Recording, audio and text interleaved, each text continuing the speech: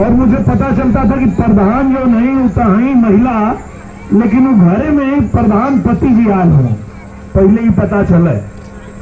तो वो ठीक ना रहे। तो हम लोग के बारे ऐसे भी निकले गया कहे कि आने वाला समय में जब 35% महिला आरक्षण लागू हो जाए तो तोहना लोगन के चल के सदन में भी बैठे गया और तोहना लोग के चल के विधानसभा में भी बैठे गया। तो वो दिन ना ही चली कि प्रधान हम हैं लेकिन हमारे पति जी यहाँ बैठे हुआ। तो ऐसे जैसे तो हम लोग घर बढ़िया से चलावे लो वैसे ही तो हम लोग देश बढ़िया से चलेगी। ये बात पता है नरेंद्र मोदी जी के यही से कि महिला आरक्षण वाला बिल लेके आल हो,